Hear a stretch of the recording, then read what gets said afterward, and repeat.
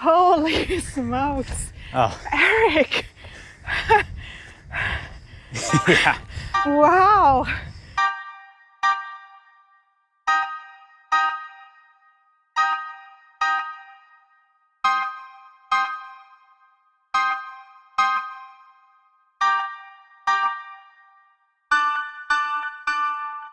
Hello campers, we are just outside of Death Valley National Park. We're gonna be staying here for a couple of weeks while we're waiting on the Jeep to get done. We are staying at a place called The Pads, and it is just basically a primitive, unmaintained campground that's first come, first serve. It's totally free. There's some gray areas on who actually owns it, but no one's ever made a fuss about any boondockers coming out here, so just make sure if you do come to take good care of the place so that more people can continue to use it in the future. Yeah, and the Pads is located basically right outside the east entrance of Death Valley, so it's a wonderful base camp for us for the next couple of weeks, where we're trying to see some of the most iconic spots in Death Valley, and then maybe also some less iconic ones. Absolutely. We're going to start by heading to Zabriskie Point first thing in the morning to try and catch some good blue golden hour sunrise shots for you guys. It's supposed to be pretty spectacular there, so that's where we're going to start. After that, we're going to head over to the Golden Canyon area, take a few offshoots to hit some really great viewpoints that are supposed to be over there. Yeah, after that the plan is to drive down Badwater Road, so that is where some of the most famous spots are. Devil's Golfcourse, for example, or Badwater Basin, and some other ones. We'll see how much we can squeeze in before lunch, and then lunch is gonna be back at the camper, and then we're gonna pick up the dogs to do some dog-friendly stuff in the afternoon. Yes, and there's not a lot of dog-friendly here in Death Valley National Park. There are a few. I can give you some tips and tricks along the way just in case you ever want to bring your furry friend out here. Let's get into it with the video today.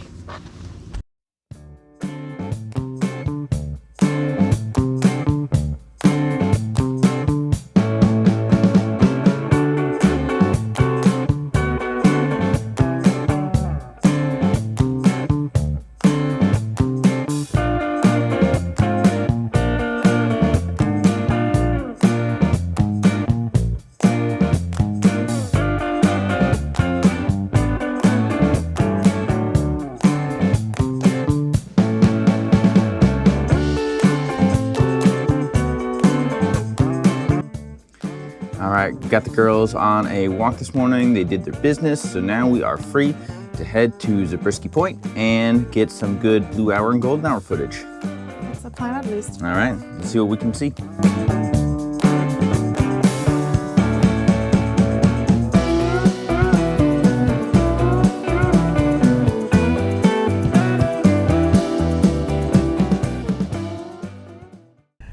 All right, so now we can see our faces.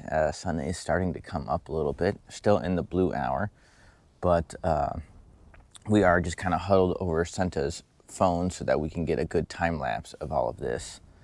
But it is very, very pretty. It's super pretty. We're a little bit away from the main viewpoint because, man, it is crowded up there. And we got here like right when blue hour started at 6:08. And the parking lot was nearly full. Yeah, we got like the last actual parking spot. I mean, there are like the RV ones on the side that people are using, which I get. And it's fair. I mean, they are a parking spot, and there's no RVs up here this morning, this early anyways. So, yeah, so far pretty good. So, well, the nice thing about Zabriskie Point is if you go in the blue hour about like 20 minutes before the actual sunrise, the golden like hills almost glow a little bit against the backdrop of the mountains, and then you see like that alpenglow, like that cotton candy sky over the mountains coming up. It's very, very beautiful. Mm-hmm. So this is definitely a great spot for sunrise or sunset, but I heard sunrise is better because of the angle of the sun, which is why we're here, and which is probably why so many people are here. Mm-hmm. Yep, absolutely. So I can see the appeal, and we're starting to get a little alpenglow.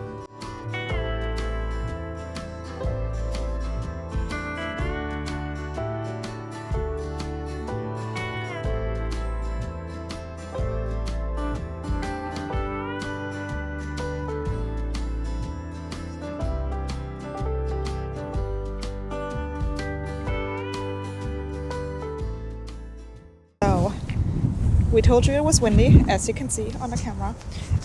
Actually, our coffee mug got blown down into the Badlands. So Eric is going now to get it, because we do like that cup and we want it back. So I'm just gonna be very comfy up here. Let's hope he's gonna make it in one piece. It is a red cup, but I do not see it, so I'm not sure where he's going. Alright. Okay, so that was the lid. I guess the lid removed itself. And he's got the mug! Yay! Good job, Eric. I guess we're missing something. We're missing the bottom of the mug. Well, I guess we might need some new mugs then. Well, one mug, because mine didn't fall, since I put mine between like my legs and shielded it from the wind. But Eric was too confident and he put his behind himself after he was done with his coffee. And then the wind came and it blew it to the side and it rolled right in front of our eyes down into the Badlands. It was honestly kind of comical. But I'm gonna go down there now to like meet him. Wow, almost fell. Let's hope that I make it down safely the rest of the day. Alright, Eric, tell us about your heroic tour into the Badlands. Well, mission successful, recovered, not without serious damage to my little tumbler, but I don't really use this one that much anyway, so not that big a deal. I'm sure it'll be fine, and time for us to head back to the trailer and get a backpack, see the girls one more time before we head out and see more of the park. What is that about the backpack? Oh yeah, we totally forgot the backpack back in the trailer, so gotta go back before we do some hikes.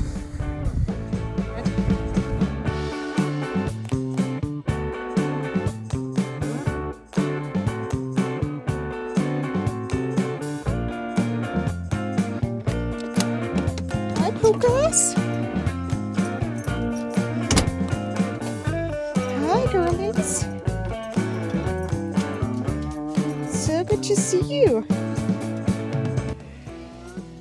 Alright, so backpack? Yeah, backpack. Check, so we'll bring that to the car. Back to Death Valley. Bye, Puku. Sorry we can't take you. Bye, sweetie pie. I know, you don't really want to go. You just want to chill on the bed and sleep. It's okay, we can do that.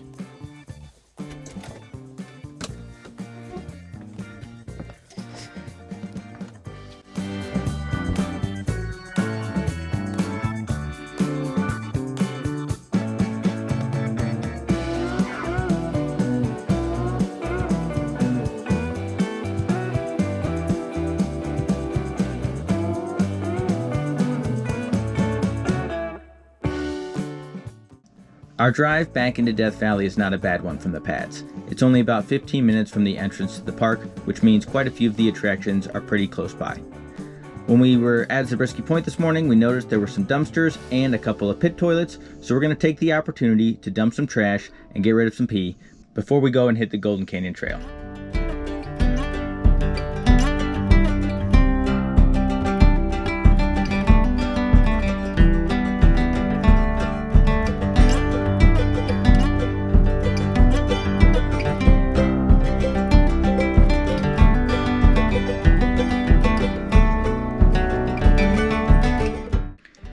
Now that the pee is dumped, we can keep heading towards the trailhead. From Zabriskie Point, the Golden Canyon trailhead is about another 20 minutes. If you'll notice, there's a theme. It seems to be 20 minutes between each one of our destinations today, but that's just part of what you're going to deal with when you're in Death Valley National Park, as it is the largest national park by land area outside of Alaska. So you'll see us driving quite a bit today, but there's lots of good things to see in between, and the scenery is not going to disappoint. We are at the Gower Gulch Loop Trail, which goes through the Golden Canyon. Yep, it's going to take us through Golden Canyon, and then we're going to hit up Manly Beacon? Manly Beacon, yes, And Manly Red Beacon Cathedral. and Red Cathedral. So we are just now getting going, and we're gonna capture what we can for you. The Gower Gulch Loop Trail is a 4.5-mile loop trail that connects to a few other trails, like the Zabriskie Point Trail and the Red Cathedral Trail. Taking the trail in a clockwise direction, you'll start going through the popular Golden Canyon section. You might recognize it as a famous filming location for Star Wars: A New Hope. Beyond the Hollywood fame, it is undoubtedly gorgeous. With its golden tan walls and interesting textures, this short section of the trail is one of the more popular hikes in the park. Okay, so all along the Golden Canyon Trail, you will see these little markers here. They are not mile markers. They are actually markers for a self-guided tour that you can do on your phone.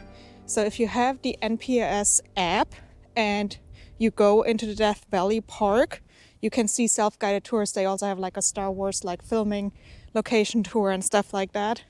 I'm not interested in that because I don't watch Star Wars. But with this one here, it gives you like information about the different things you can see at those mile markers. So for example here, this is called the Three Ripple Stop, and you can actually see evidence of like ancient water in the rock. It's super cool.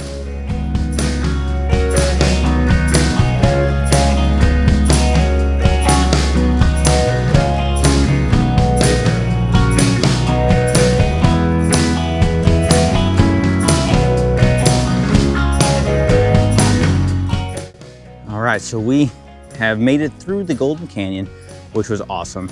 And we have started our offshoot towards the Red Rock Cathedral. And I gotta say, the whole time, it's just wonderful views looking up at the Red Rocks as you're going towards the Red Rock Canyon. And then you've got the golden part of the canyon, which is like smaller, but still like just lit up in the sunlight. And I mean, it's really beautiful. It's like slight incline all the way up, but it's not too bad. Definitely I would go early in the morning.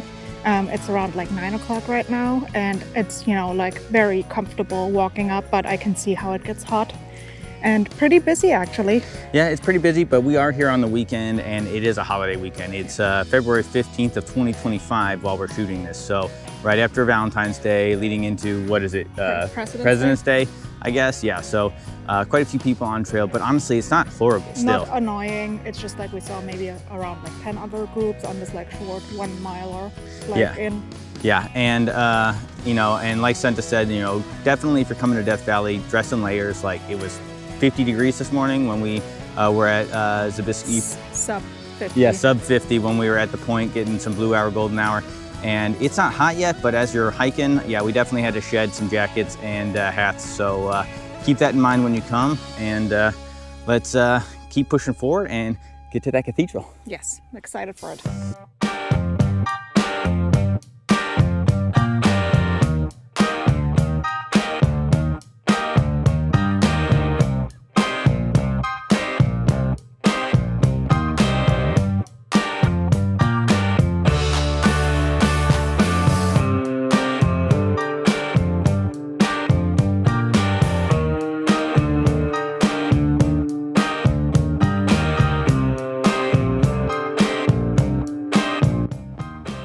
All right, last little climb up, and then we're getting into the cathedral.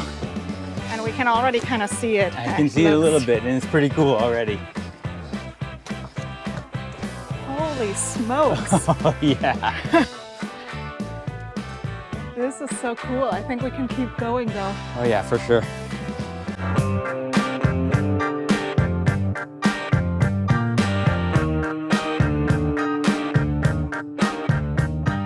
Okay, so Red Rock Cathedral. Pretty spectacular. It is pretty spectacular. And we're not even at the end of the trail yet. No, we got to go a little bit further up, but you can kind of come up the cathedral area, and it sweeps the views of the mountains, and it is gorgeous. It's so beautiful. So you can see like the snow-capped mountains in the distance, and then you see the golden Badlands, and then the brown-colored Badlands, and it's just like layers of colors. It's so beautiful. Yeah, it's amazing. Definitely a must-see if you're coming to Death Valley.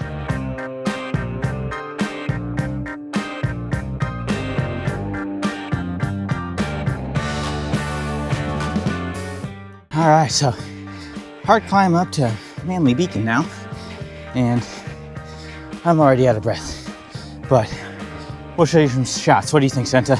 It's pretty impressive. Pretty manly, I would say.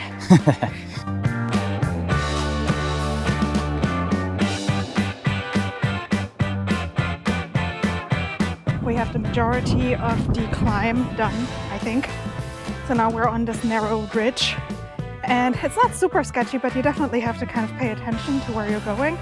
So, but it's a lot of fun. The views are amazing. I mean, I can't even put it into words, but like the layers of colors and different sediments that you see, it is gorgeous. Last little dip before we get to the main viewpoint, and we're pretty excited for it. It looks spectacular from afar. Holy smokes. Oh. Eric. Yeah. Wow. You can see the whole Badwater Basin. You got colors. It's so beautiful. And then the snow-capped mountains in the distance. Yeah, Telescope Peak, and then right up against Badwater Basin, which is the lowest point in the park. This is spectacular.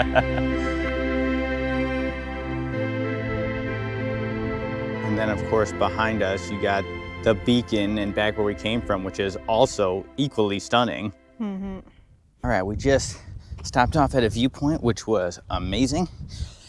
And now we are heading into the Gower Gulch section of the Gower Gulch Trail. So already hit the Golden Canyon, the Red Rock Cathedral, and now into Gower Gulch, which should take us all the way back to the trailhead.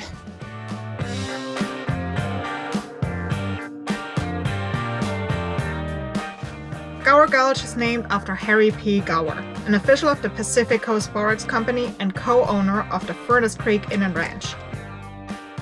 The gulch contained mines, camps, and roads during the late 19th and early 20th century. Gower Gulch was mined starting in the 1880s when a short road starting at the northern side of Zabriskie Point was built by the Pacific Coast Borax Company. This road allowed wagons and cars to reach the 10 borax mine claims in the gulch. Many of these mines are still visible today. Some even have remnants of borax near the entrances.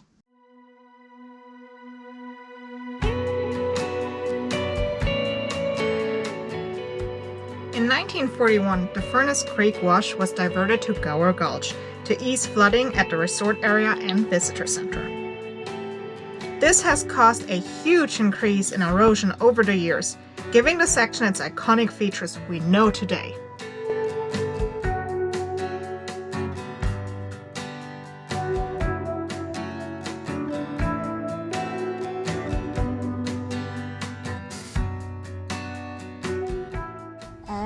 Home stretch. We can see the car from here. Yep. 5.8 miles in, so 6 miles should be pretty accurate. Yep. What was your highlight? I think the viewpoint. The viewpoint right after Manly Beacon was the highlight of the hike for me. You got to see everything, but it's so hard to discount Red Rock Cathedral, which was also amazing. Which was my favorite, so yeah. I think we're on the same page though. Yeah, and then of course, you know, you've got great views of the canyon the whole way through it. You know, the Gower Gulch section is not as pretty as the Golden Canyon, which everyone loves, but it is very, very cool. And then you also have those borax mines, which were super neat to kind of go and check a couple of those out. And also, what is super interesting, especially about the Gower Gulch, but also throughout this entire trail, is the different colors that you see. They're a little bit better if you have, you know, like lower sun, so we're a little bit too middle of the day to like probably have them pop in the footage, but you can see them with your eyes. Absolutely. And then like the different textures of the rocks and everything, like it's really cool. Absolutely. And then of course, you know, throughout the canyon sections, you know, you're in the canyons and it's really cool. And then you just pop out and see Badwater Basin at the end of it. At least the way we did it in a clockwise fashion. I think All Trails says to do it counterclockwise, but if you go up to do the cathedral first, then the Manly Beacon and come down the Gower Gulch section, I think that, I mean, we only did it one way, but I thought we did it a pretty good way. Yes. So, all right, well, we're gonna head back to the car and then we'll give you an update there too.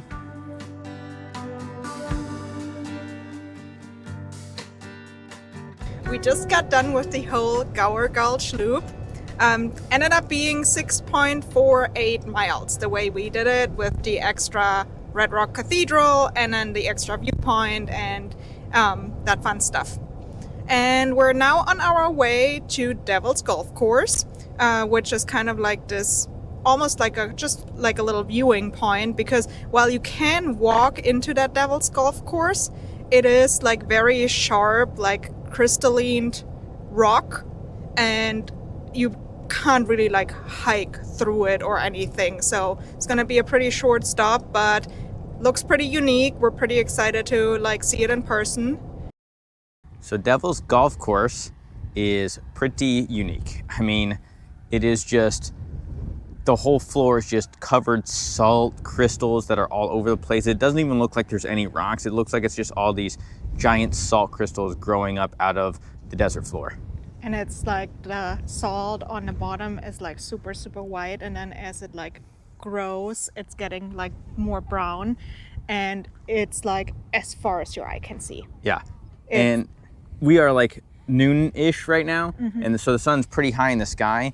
And it just like makes it, as you look out into the expanse, like with no sun in like the low, without low sun, it just makes it seem like endless. It just is crazy. It's like there's no visual point on the horizon. It's cool.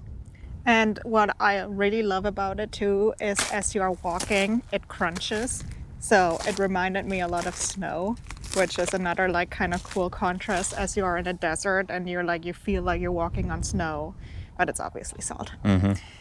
This seems kind of like an underrated spot almost, because people mention it because it's kind of, you know, like you stop here and it's kind of cool and a lot of people go there, but I haven't really heard people really appreciate it, and it's super cool. It is just, there's no other place that I know of that's anything like this. Yes. It's very unique, so definitely worth the stop. Yeah.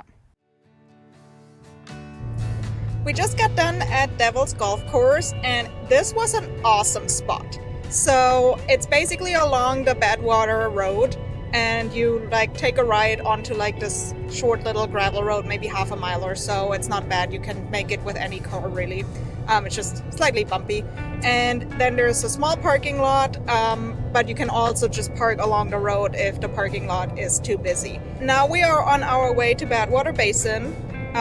Very iconic spot, so we're kind of excited for that, and we're hoping that we can like walk out into the salt flats quite a bit to lose the crowds. So Badwater Basin is absolutely amazing. Windy again? Very windy, but super cool. You can just walk out onto the salt flats and you can go as far out as you want, and the further out you go, obviously the less people there are. You can take some really cool fun shots. Yeah, we were trying. It took us about 20 takes to like get one of those shots where like Eric, like it looks like I'm like crushing Eric under my boot. Yeah, it should be pretty fun, and I'm hoping that it comes out pretty good. It looks all right, but just some cool information about the area. So Badwater Basin is 282 feet below sea level.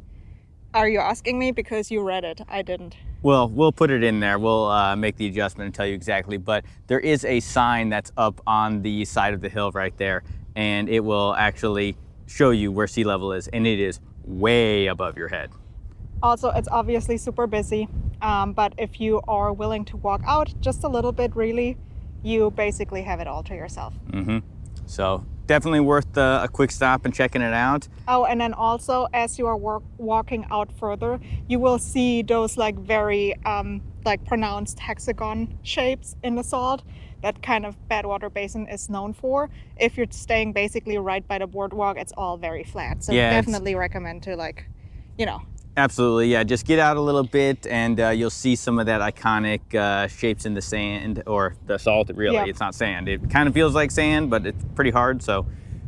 But all right. Now that we are leaving the Badwater Basin, it is probably almost 1 o'clock now. Yeah, time for lunch, time to get back to the trailer, get the dogs out, spend some time with them, cuddle with them. Yep. And then we'll have a few more things planned for the afternoon, and we'll see you there.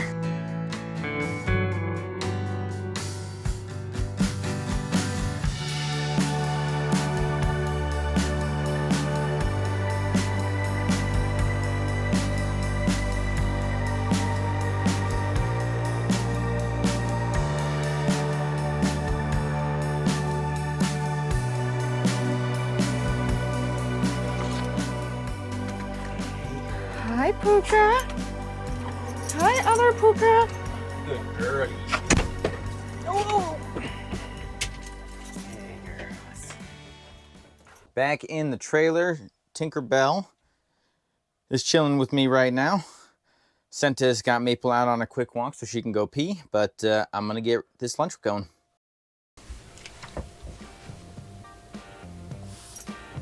All right.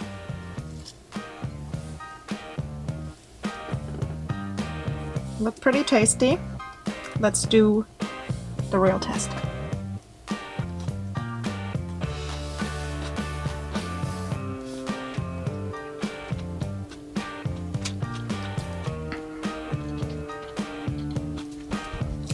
Pretty solid. Good amount of prosciutto.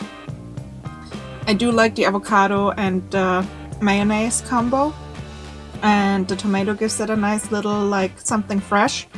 I think the only thing that I would have liked is have it actually toasted. But very good. Let's try the chips. Crunchy, salty, vinegary. Exactly how you want them. Just finished up lunch. We got to clean up a little bit around here, but we are going to get the dogs ready because we are going to the Ash Meadows Wildlife Refuge, which is just down the road. There is this thing called the Devil's Hole there, where a very endangered species of fish lives. Devil's Hole is actually considered part of Death Valley National Park. It is just like a little squared out section of the refuge where it is considered part of the park, but it is dog friendly over there. So we are going to take the girls and let them get a little bit of exercise and fun outside.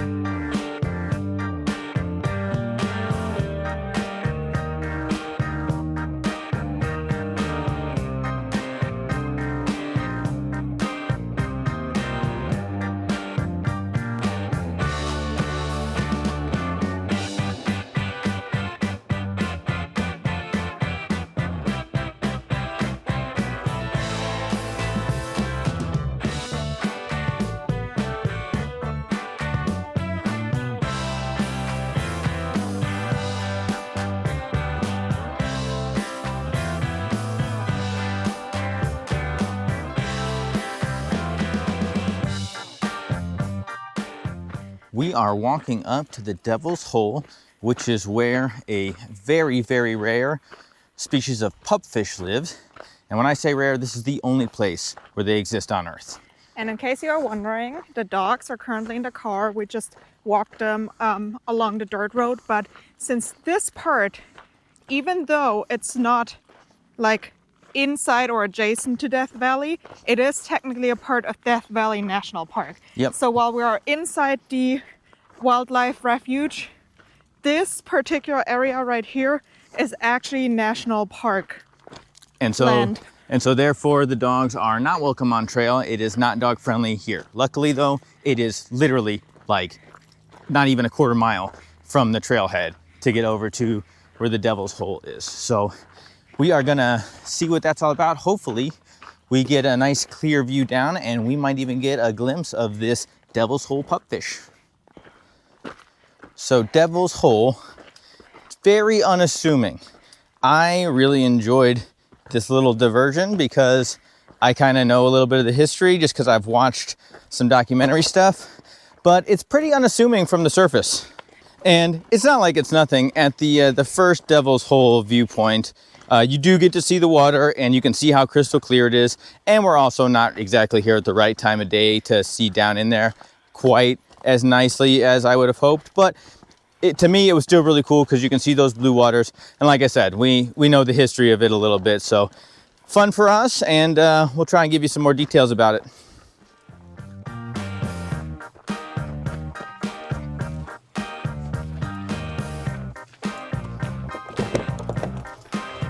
Yes, Maple? Did you miss us? You missed, oh, thank you.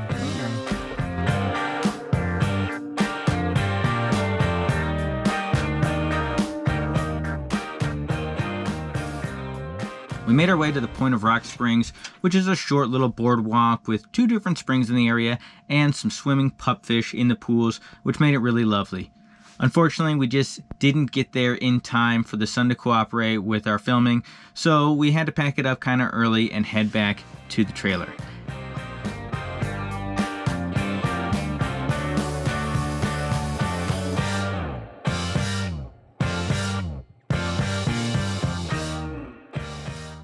We headed back into Death Valley for dinner at the ice cream parlor that's located at Furnace Creek for some burgers and possibly some shakes. We are here at the Death Valley ice cream parlor, and I got a double bacon cheeseburger. Santa got a single bacon cheeseburger, and we are splitting some fries. And then later we're probably gonna get some ice cream. Yep, I saw the menu and it said Oasis Date Shake, so I'm thinking that's probably what I'm gonna get, but we'll see how it goes.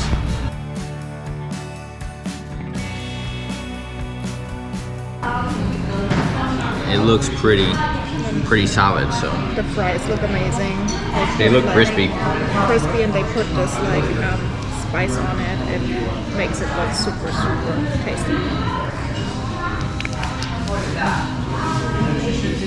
Fries are solid, and I'm a fry connoisseur. She loves her fries, and they are good fries.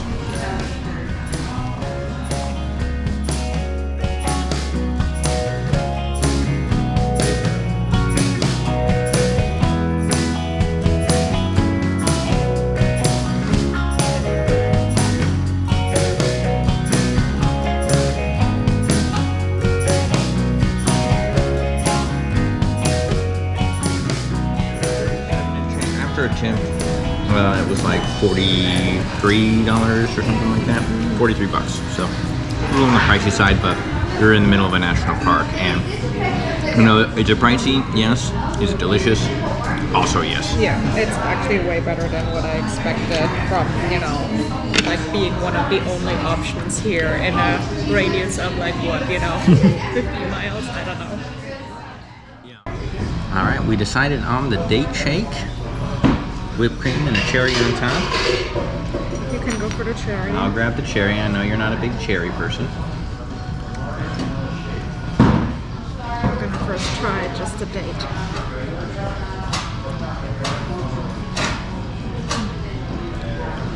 You gotta work hard for that one. Gotta work hard for it. But it's good. It's not super sweet, which is exactly what I wanted. It's very creamy. And you definitely get the date flavor. It's really good.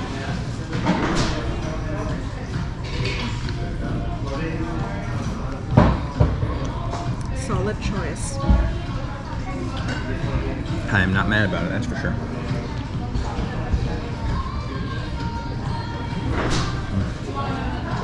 What was your favorite today? I think my favorite today was probably when we did the Gower Gulch loop, and particularly the Viewpoint. What do you think? The views were amazing. I also really loved the sunrise at Zabriskie Point, but we had a lot of wind, which made it a little bit less of a, you know, fun experience for us. Yeah. But it was really funny when, like, the bug rolled down and you had to go and rescue it. Oh, it's so funny. Yeah, I gotta go pick it up. Yeah. It was pretty funny. I mean, let us know in the comments if you found it funny too. If I was Santa, I would have found it more funny than I did. Alright, I think that concludes the video, right? Yep. So we're gonna spend a few more days here in Death Valley. We might even pick up the camera again. Yeah, we probably are gonna pick up the camera at least one more time while we're here. Check out a few more things. The Jeep is a long way from being fixed. We're still waiting on that part to come in, so we're gonna be here for a little while longer. And let us know what we should go take a look at since we're gonna be here for a while. Yep. We'll see you guys next time.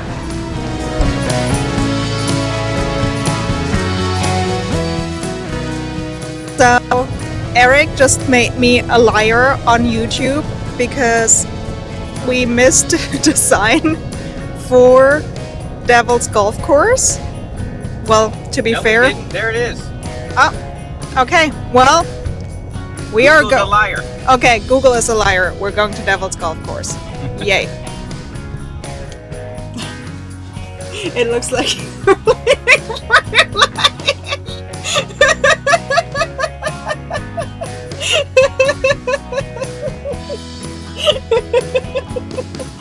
Do you guys get that?